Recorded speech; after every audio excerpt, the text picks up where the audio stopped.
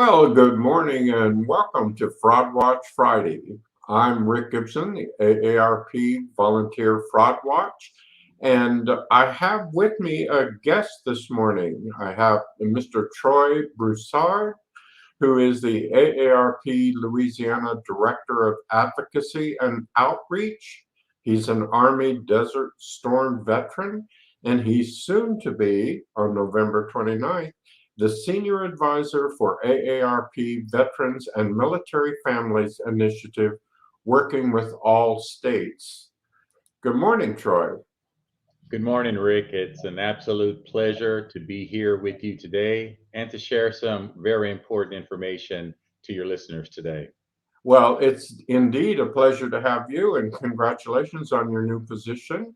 We're looking forward to that. Thank you. I'm very excited. It's something that's a passion of mine, giving back, serving veterans, military, and their families, and looking forward to this new opportunity. And I'm just very pleased that you guys are having me on today. It's Yeah. awesome. Well, there are a lot of things we can talk about where it comes to veterans and AARP's work with veterans. But I think I would really like to focus on the most recent research project that AARP has undertaken concerning veterans. There has been just recently a research report about veterans, and uh, I think a lot of our listeners they're not aware of that report. They've not read that report. And I wonder if you could maybe just tell us a little bit about it, like how it came about, what's in it, what. Yeah, absolutely, Rick. Thank you for allowing me to share this recent new release survey. But Rick, just a moment before I get started and share this important information, I would just like to take the time to honor. We're in November, and it's National Veterans and Military Families Month. And being an Army Desert Storm veteran with so many veterans that have gone before me that have paved the way, I want to salute my fellow veterans who have served our country. We here at AARP want to help veterans, military, and their families avoid losing money. It's very important.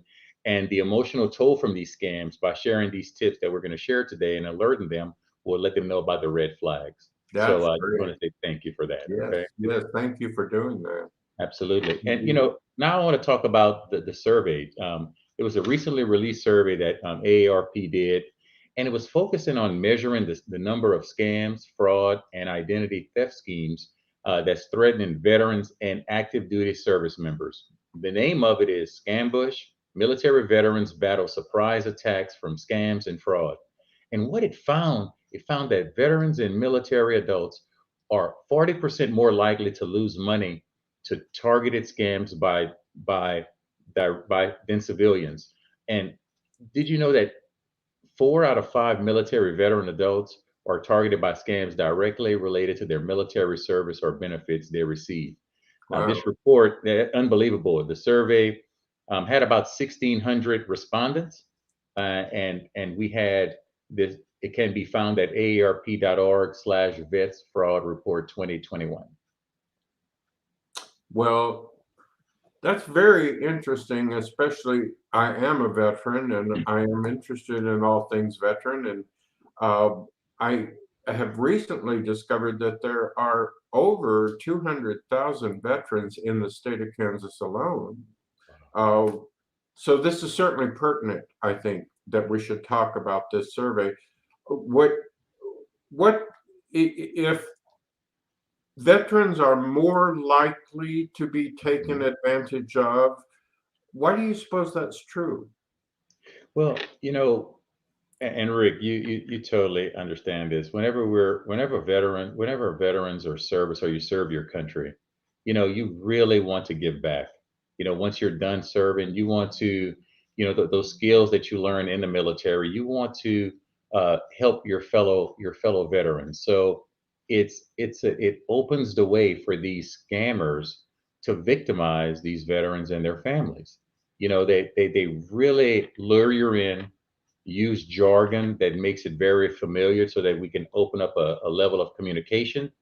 And then that's when they go ahead and target veterans for these scams, like fake veteran charity scams or VA home mortgage loan scams are these bogus free medical equipment service related scams. So they're victimizing those that have served us. It's really terrible, and we want to shine light against these scammers right now. And I think you really made your point when you said they want to give back. They're anxious to do something for people that will be helpful to people, that would be more than just serving themselves. So they're very, very likely to fall victim to, especially a charity scam. You mentioned a few of the most common scams. Can you maybe elaborate on them a little bit? What do those scams involve? How Sure. do they take you in? Well, let's start with the fake veteran charity scams or causes. Uh, the scammers will come in and say, "Hey, we have a wonderful charity, and this charity is going to help homeless veterans. So all we need from you now is you can give me your credit card information. You can make a quick donation. It'll go directly to that. And then also with that, while we're here, what I would like to also do is I'd like to verify some of your military records to ensure that you are a veteran. So now that's a twofold issue to where we're getting their credit card, the scammers are getting their credit card information, and then now what they're doing, they have their identity. So it can also lead to identity theft. So same thing with these home mortgage loan schemes. If you pay a certain price, we can get you a lower rate. Not going to happen. But the worst one I feel is these bogus free medical equipment or for service related injuries. We know that the veterans are hurt. We know that they have an injury, and then we try to tell them we have this free medical equipment. We're going to send it to you. All you have to do is give us a small fee from your credit card, and that's when the scammers are victimizing veterans. Well, and I would imagine too that some of these scams ask for their Medicare number. Um, and I think once that gets out, it's as dangerous as Social Security numbers floating around. Absolutely. No, you're absolutely correct with that. That's even like you mean, it's even more dangerous because that's an identifier. That's another level of identification that the scammers can use to really, really cause some issues for the veterans and their families. So I think uh, that we could say, although scammers are, I'm sorry, although veterans are scammed more frequently than the general public, many of the scams are versions of the same kind of scams that's used on everyone. It's ways to get people excited, to get people nervous, to get people thinking, oh, maybe I have to do this, or something bad may happen. If that's the case, if it's for veterans and non-veterans alike, it's a matter of getting them excited and getting them involved. What might people do to avoid scams? What kinds of steps can you take to be free of this? The survey that I mentioned earlier definitely identified some opportunities for veterans to better protect themselves from scams. Here are a couple of things that I want to share with everyone, and this will definitely be something that will make it a better situation. So, sign up for a robocall blocking service to minimize the number of robocalls you get. We found that more veteran and military persons they're scammed via that route. Add your numbers to the national do not call registry at do not call.gov. Extremely important. Placing a security freeze on your credit reports with each of those three major credit bureaus. This will stop a criminal from opening up new accounts in your name, which is very, very destructive for Mhm, veterans. And then mhm. also, I would also make sure to keep your firewall and your antivirus software up to date, as well as your device's operating service on your computer, as we're all online now. And lastly, before making any donation to any charity, make sure you check the legitimacy of this charity by going to www.charitynavigator.org. Again, that's www.charitynavigator.org. If you go to that particular site, that will let you know if that charity is legitimate or not. So the charities that are legitimate are listed there so that you'll know which ones to avoid. That's the Absolutely. And if I could just say two more quick things. If we Sure. could just make sure that whenever you get these phone calls or emails or anything along those lines, just be calm. Be in a calm state. Do not make any decisions in a rash moment or anything along those lines. Develop your no script. Understand that I'm going to say no, I am not interested in this particular project or anything along those lines. Say that. And then lastly, what I would recommend you do, if you do get one of those and you follow those first two steps, make sure that you reach out and contact our Fraud Watch Network helpline at 1-877-908-3360. What you can do there is you can actually have individuals there. We have volunteers that are there, and what they're doing is they're accepting this information, taking it in, and then sharing it out across the entire country so we can warn others about these particular scams. So please contact our AARP Fraud Watch Network at 1-877-908-3360. That makes a lot of sense. And Mhm. I try to preach that just every month on Fraud Watch Friday, that that excellent resource is there and free for everyone. And veterans need to make use of it even more than other people do.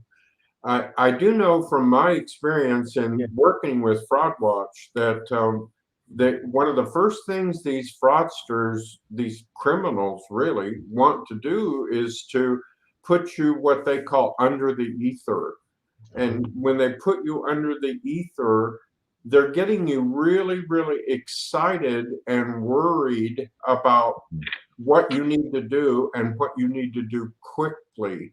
And Right. it sounds like it's the very same thing with veterans that it is with anyone, is they want to get you under the ether. They want you to make a snap decision. They want you to do something right now that normally if you had the time to think about it, to reason it out, you would be less likely to do, but they don't want you to have that time. So maybe the very best thing that you can do to prepare for a scam or a possible scam is to be aware and not get excited. I think I heard you say that. Don't get so excited that you immediately jump into it. Right. So, Don't make any harsh or rash decisions. Be yes, calm, listen. The worst case is you can just say, I'm not interested and hang up. And then you're not going to be involved in that particular scam. But mhm, again, with veterans in particular, a way to break down that or and to build that trust is to what? Utilize that jargon that we utilize, talking about our DD Form 214, which is our military records, talking mhm. about our MOS, which is our military occupational specialty. Those relating type qualities, when those are brought up, that brings down it brings it down to a more comfortable level. Rick, you understand what that is. When you and I are having a conversation, we can have a different conversation now because both veterans and Yeah, we have a lingo, a jargon that makes us very comfortable with right. one another. So that's what we want to watch out for. Don't fall for it. Say no, hang up the phone, and what you do is you call our Fraud Watch Network to report it. Very, very useful information.